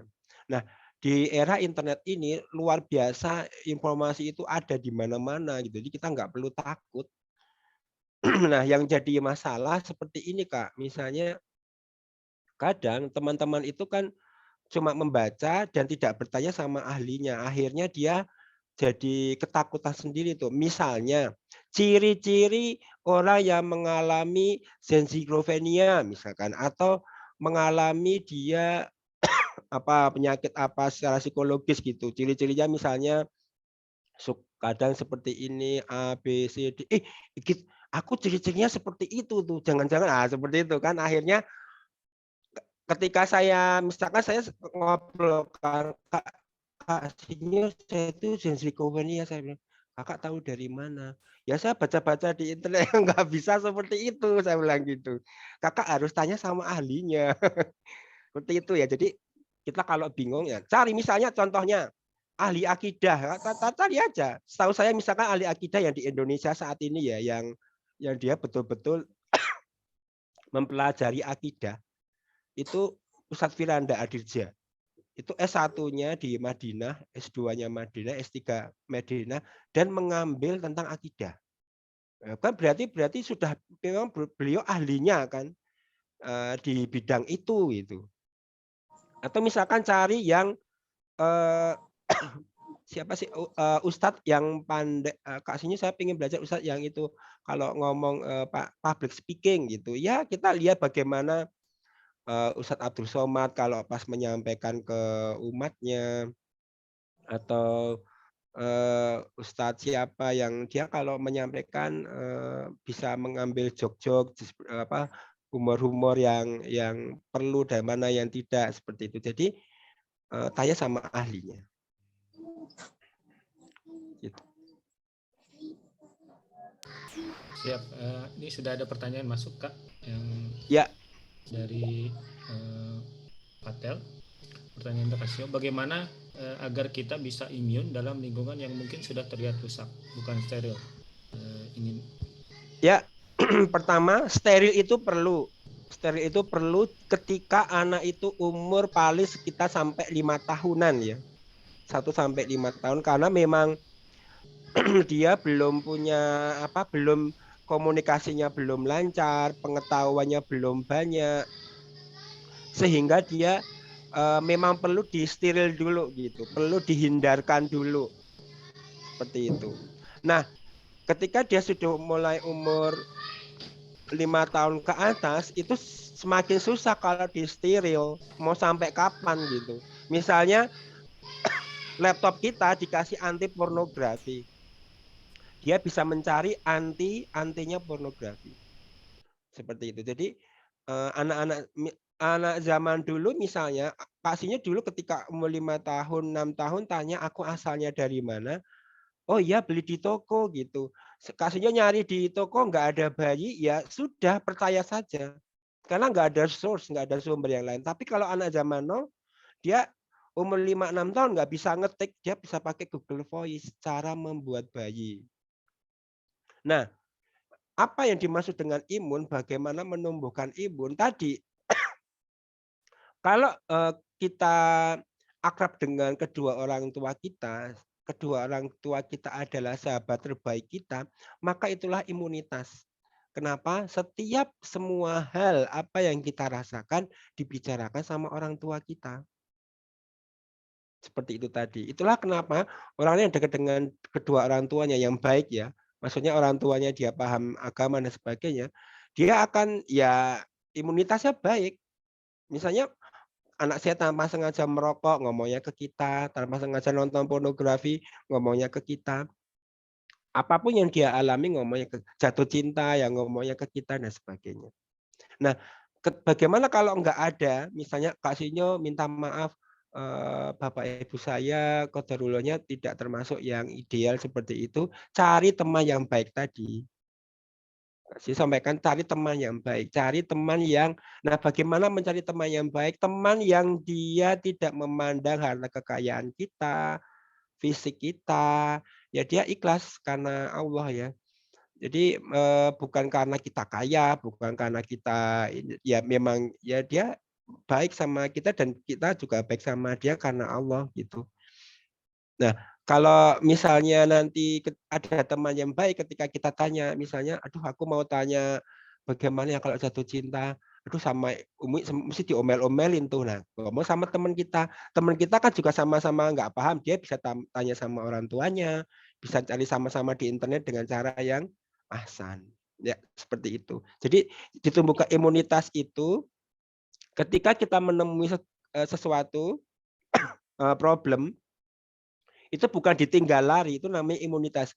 Dipecahkan, kemudian kita akan mendapatkan problem baru atau tantangan yang baru, challenge. Jadi ketika kita menemukan tantangan ya, masalah, kayak kita kalau main game ya, kan main satu level naik congratulation, naik terus gitu kan.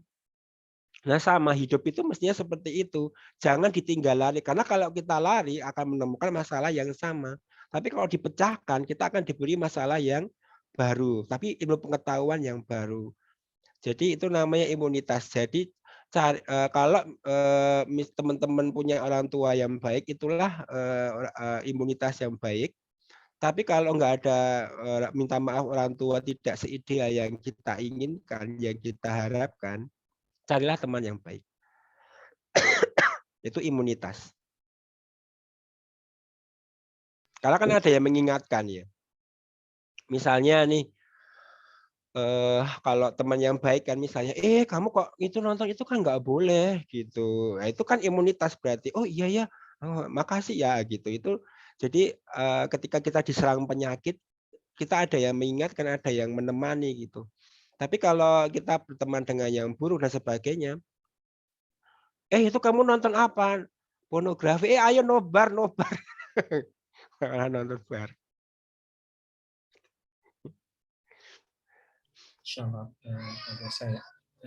Ada pertanyaan selanjutnya, Kak Sinyo, dari Riyad nih, dari Daroji. Ustaz, tips-tips menjaga anak dari pergaulan bebas. Si anak di rumah tapi nggak di pondok, mungkin jadi sekolah bareng. Ya, ya tadi bahwa orang tua harus akrab dengan anak. Intinya orang tua itu harus menjadi sahabat terbaik bagi anak. Nggak ada sahabat yang lebih baik dari kita dibandingkan kita gitu. Maksudnya apa-apa tuh merujuknya ke kita. Yang jadi masalah kita sudah menjadi sahabat yang baik atau belum bagi anak-anak kita. Nah, bagaimana menjadi sahabat yang terbaik bagi anak-anak kita? Mudahnya ada dua hal yang harus kita punyai ya. Mudahnya ini supaya nggak terlalu panjang. Satu, komunikasi yang sehat. Dua, hubungan yang erat. Apa komunikasi yang sehat? Indikatornya dua. A, jujur, terbuka tetapi tidak vulgar, sesuaikan dengan kemampuan otaknya. Seumur hidup saya dan istri saya belum pernah sekalipun bohong pada anak-anak kami. Buahnya apa? Mereka selalu percaya. Ya saya tanya, kebanyakan umat muslim itu sering berbohong sama anaknya. Ya, mulai dari yang kecil-kecil saja. Misalnya tadilah aku asalnya dari mana, beli di toko, itu kan hal yang kecil itu. Kemudian yang indikator yang B, jangan memutus komunikasi. Memutus komunikasi. Jadi pandangan mata, menghargai. Anak harus dihargai. Nah, sayangnya banyak orang tua yang nggak menghargai anaknya. Kenapa? Ya dianggap masih kecil, pengetahuannya masih rendah gitu. Akhirnya apa? Anak merasa ya minta maaf. Coba misalnya, Mah, ini ada surat dari ustadzah, katanya disuruh baca umiknya. Umiknya jawabnya, makasih ya, taruh di meja sambil lihat HP. Nggak menghargai anaknya. Mestinya kan taruh HP-nya, pandang wajah anaknya, diterima suratnya, makasih ya. Kamu udah amanah gitu. Kenapa? Di luaran sana, jangan di luaran ya, di game aja, di game. Kita dapat menang, congratulations, you're winner, you're cute, you're keren. Mereka selalu dihargai. Itu yang pertama. Kemudian yang kedua, hubungan yang erat. Apa hubungan yang erat? Anak memahami orang tua dan orang tua memahami anak. Kalau orang tua memahami anak, semestinya banyak orang tua yang sudah memahami anak-anak tapi nggak mau melakukannya. Kayak tadi, contohnya anak SD bilang, "Mih, tahu Blackpink nggak? Ah, nggak boleh, itu haram, tahu nggak? Itu menjijikkan, aurat dan sebagainya." Ya gimana? Dia kan lagi seneng, lagi apa sih itu gitu. Kemudian tiba-tiba di-cut gitu. Ya sudah kan. Dia akhirnya apa? Ya ngomong sama yang temennya. Cari komunitas Blackpink. Coba kalau ngomongnya seperti ini. "Bi, tahu Blackpink nggak, Bi?" "Oh, itu Lisa Blackpink dari Thailand Bangkok menuju Korea mengalahkan 1.500 orang." Keren, abiku update tentang Blackpink. Lah, akhirnya kan terjadi diskusi kan. Saya bilang, "Dek, minta maaf ya, bukannya Abi itu ya menjelekkan Blackpink, tapi itu apa bajunya itu apa sobek-sobek apa nggak punya baju yang lain," gitu. Dia pikir, iya ya, kenapa nggak pakai baju yang sopan? Nah, seperti itu. Jadi ada komunikasi di situ. Ada kita juga ketika putra saya main game, misalkan main Point Blank, main Lost Saga, ya saya tahu game itu, main game itu pernah. Sehingga ketika dia, "Bi, aku pengen beli seperti ini, harganya berapa? Terus uangnya dari mana?" Seperti itu dijadikan bahan diskusi yang asik gitu. Jadi, nah yang kedua, yang B, anak memahami orang tua. Kalau anak memahami orang tua, banyak mungkin orang tua yang tidak tahu karena memang nggak diajarkan oleh orang tua. Jadi bagaimana sih membuat si anak ini paham bahwa kita ini lagi nggak punya uang, lagi stres, tekanan kerja, lagi bokek, lagi banyak hutang, dan itu nggak mau diberitahukan ke anak-anak gitu. Banyak orang tua yang udahlah kamu sekolah aja, yang penting sekolahnya baik, nggak usah tahu pusingnya mama, itu kesalahan fatal. Kenapa? Anak jadi nggak menghargai orang, nggak tahu apa yang dikerjakan orang tua.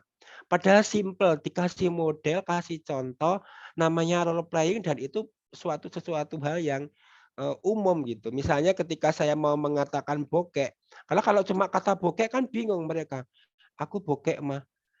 "Mah, bokek itu apa?" "Nggak punya uang." Dia bingung, nggak punya uang kok mamanya belanja tiap hari. Bapaknya kemarin ngambil di ATM, uangnya tinggal keluar sendiri. Kalau saya, "Sini, Dek, ini kalau Bapak kerja itu dapat gaji." Nah, ini namanya gaji ya, berupa uang nih. Nah, gaji ini misalkan 2 juta nih, ini untuk bayar ini sekian, bayar listrik sekian, bayar sekolahnya adik, sisa 1 juta untuk makan 4 orang selama 30 hari. Coba dihitung per hari berapa. Dia jadi tahu, oh ternyata bapakku miskin gitu kan. Jadi dia kalau mau minta apa-apa, anak saya tanya dulu. Enggak yang langsung, "Wah, aku pengen ini, pengen itu." Enggak mau tahu, enggak. Jadi tahu, misalnya, "Dek, minta maaf ya, bulan ini kita belum bisa membayar sekolahan karena keadaan seperti ini." "Oh iya, Pi." Ya, dia ikut mendoakan. Nah, anak-anak zaman now kan enggak dibesarkan dengan seperti calon-calon raja pemalas. Udahlah kamu sekolah aja, pagi bangun, tinggal sarapan, tinggal ini. Kita lupa, kita jadi orang sukses karena dulu ketika kecil disuruh bikin teh, nyapu-nyapu, beli ini, beli itu. Seperti dua hal tadi, kalau sudah terbangun, insya Allah ya kita akan menjadi sahabat terbaik anak-anak kita. Ya seperti kedua putra-putri saya adalah sahabat terbaik saya, dan sebaliknya. Mereka selalu menantikan saya, dan sebaliknya. Kita selalu rindu, selalu kalau ada pengen ngobrol, pengen tanya, seperti itu.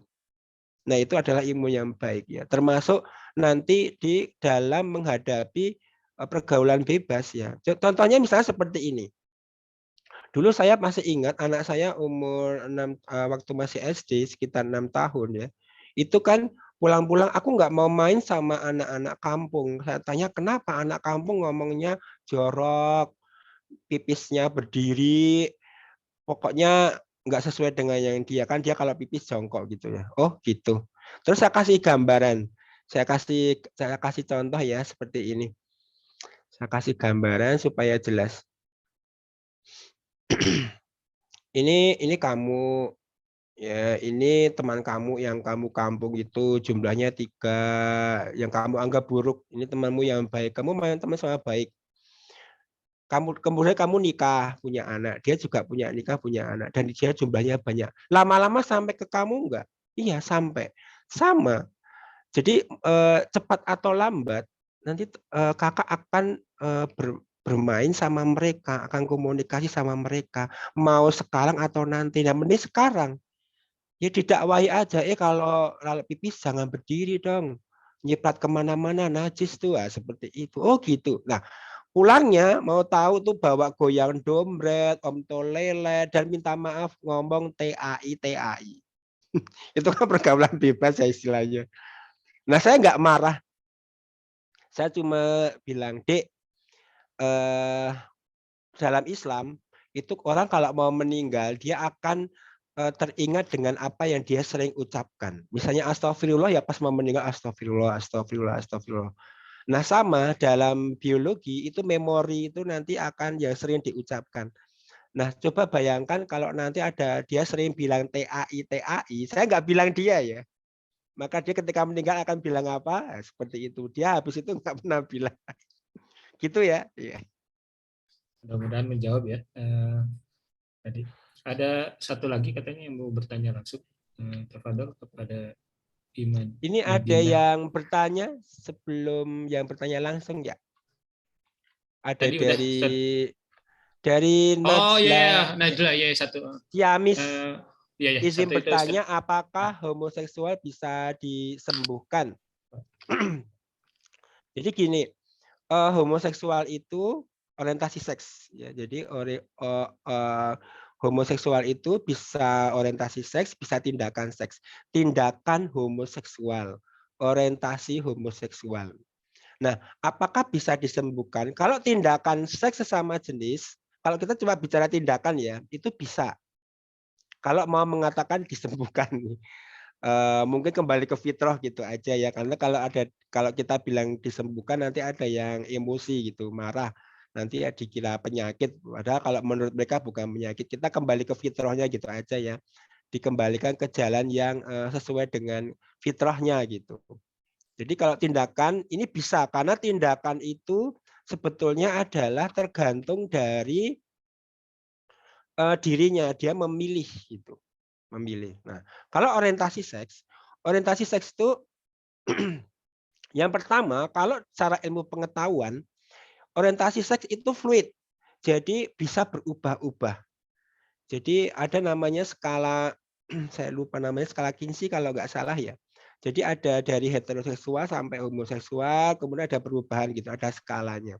Nah, yang itu kesepakatan para ilmuwan.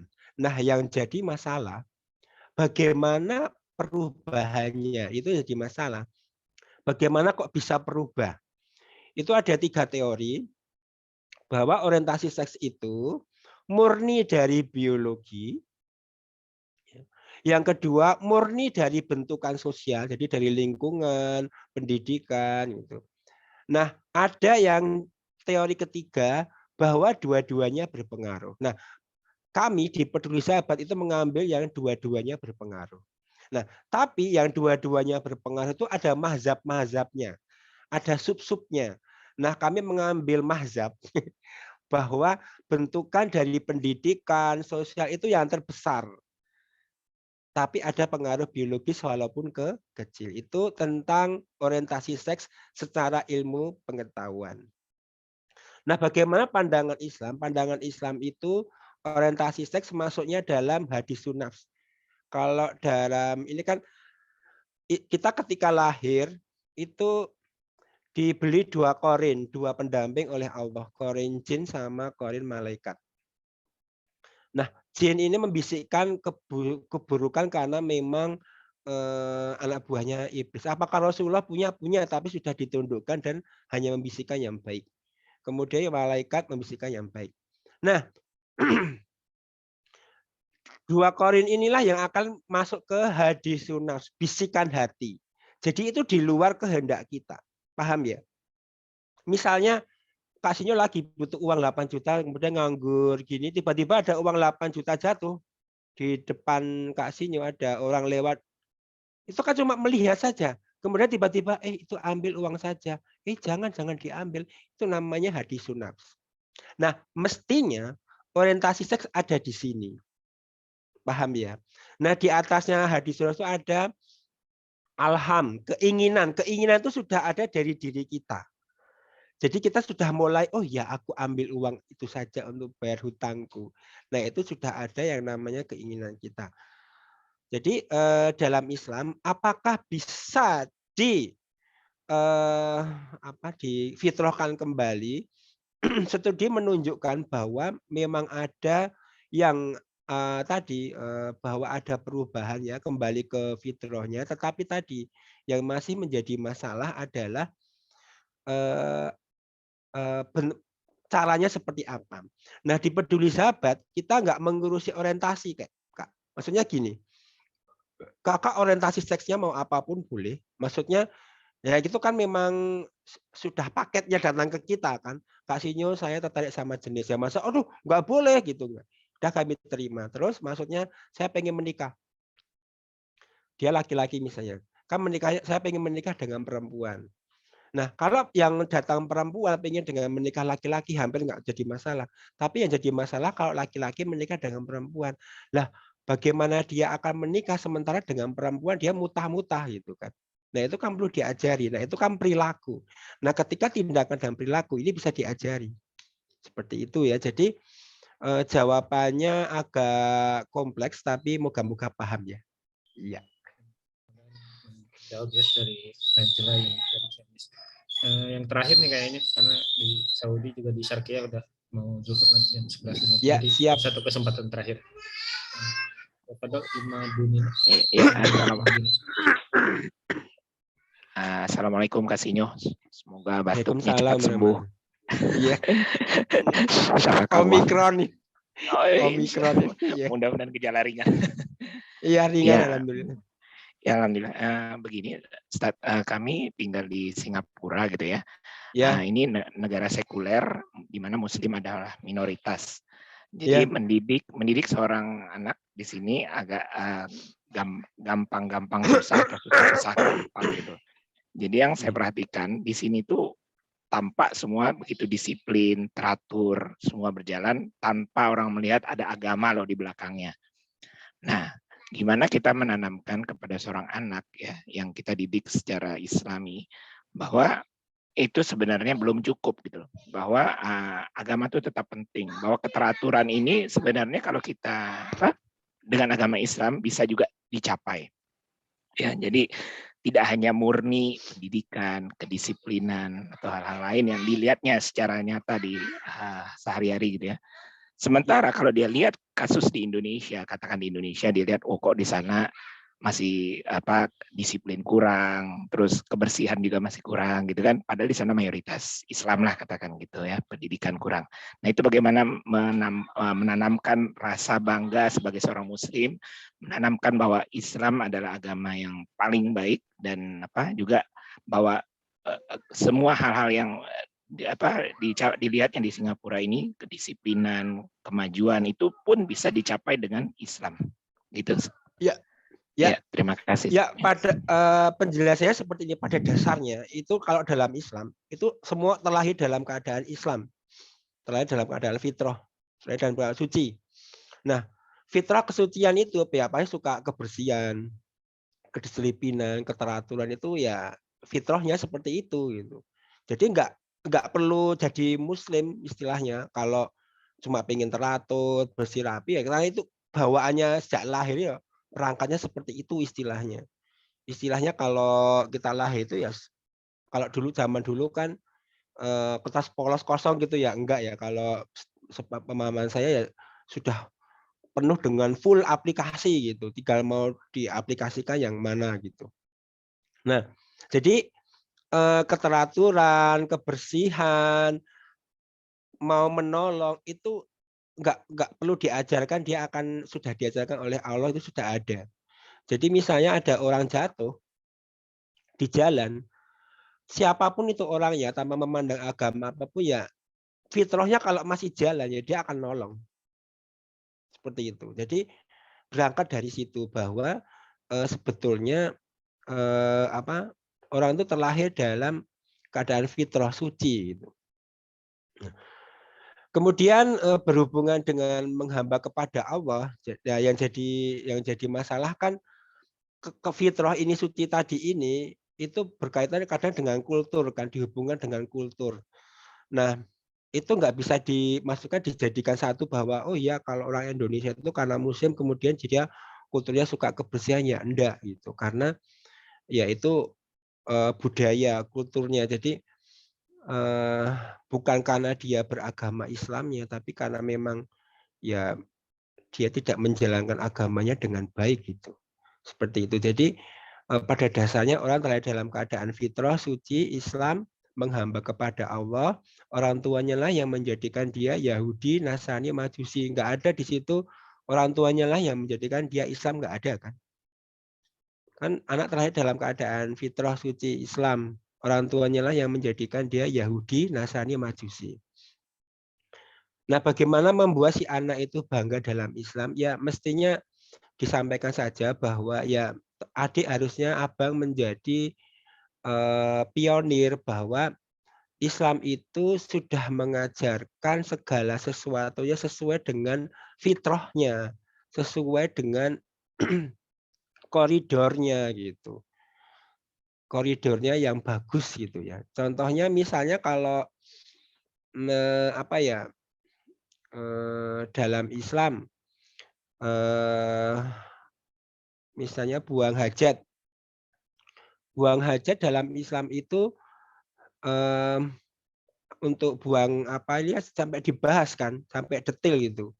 Untuk buang air besar itu mulai dari buang air kecil, memotong kuku dan sebagainya itu sudah luar biasa gitu.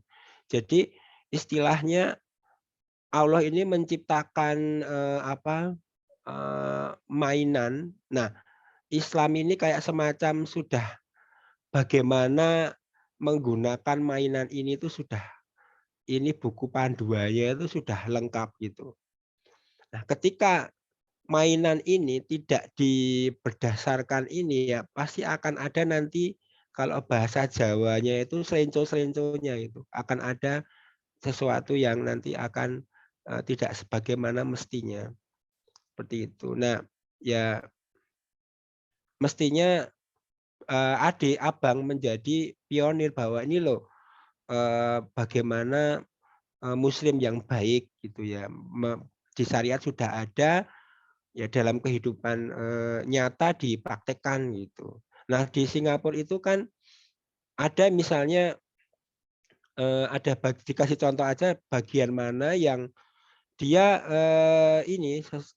bersih rapi tapi ada yang nggak sesuai dengan syariat itu apa ya misalnya di Singapura saya baru sekali sih jadi belum lihat kemana-mana ya. Maksudnya dikasih contoh yang tingkat bunuh diri. Tingkat bunuh misalkan diri ya dia atau kayak di Jepang mabuk-mabukan. ya. Di Jepang dia teratur apa tapi akhirnya dia tidak mendapatkan soulnya. Jadi tadi ini mainan, ini perangkat. Nah, ketika dia tidak sesuai dengan apa aturan yang didesain untuk perangkat ini ya dia nanti akan ada yang rusak lama-lama pelan-pelan. Seperti itu. Mudahnya seperti itu. Nanti bisa dikembangkan kakak sendiri sesuai dengan umurnya beliau. Gitu. Ya, jazakallah Ya. pada kasihnya. Ya. Jawab pertanyaan dari Iman ini. Karena terbatasnya waktu juga kita juga sampai 12 jadi mungkin kita tutup sampai di sini. Mudah-mudahan saya harap semuanya masih belum puas gitu ya. Jadi karena memang masih banyak sebetulnya topik-topik permasalahan remaja yang bisa kita explore lagi ya, butuh arahan dari ahli tadi ya, yang Kasihnya bilang kalau orang tua udah gak bisa diharapin, ya kita harus cari ahli atau cari teman atau cari lingkungan yang bisa mengarahkan ke yang positif, enggak ke teman yang sama-sama tersesat dan nanti. Jadi ya, mudah-mudahan jadi ini menjadi wasilah gitu ya, arahan dari ahli dari Kasihnya juga untuk ke depan kita semua adik-adik semua ya, terutama mobil khusus adik-adik untuk bisa mengarah ke tadi ya sesuai judul yang Kasihnya di judulnya dibikin ulang, jadi tetap gaul tapi juga tetap syar'i sesuai aturan Allah Subhanahu wa taala. Jazakallah kepada Kasihnya, mudah-mudahan insya Allah bermanfaat buat kita semua. Saya kembalikan ke MC ke Ya.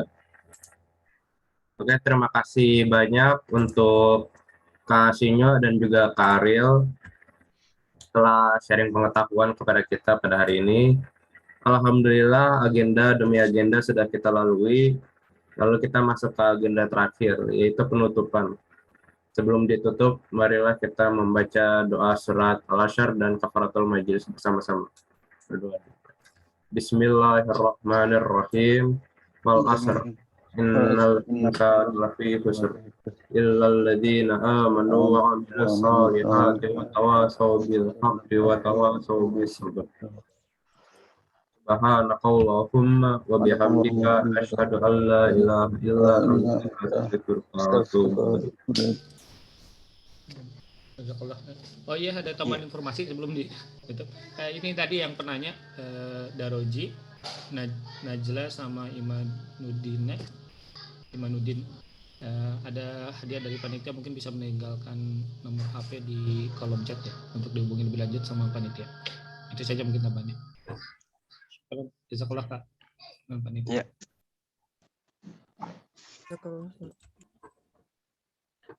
Ya, pamit dulu semuanya. Assalamualaikum. Ya, kasihnya jazakumullah khair kasih. Amin.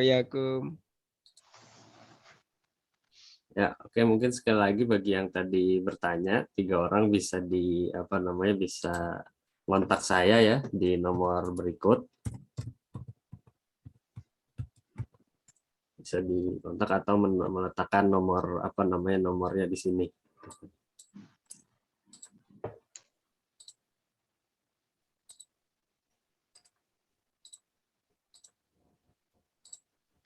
Izin pamit ya, Kak Bian, udah masuk zuhur di Damam.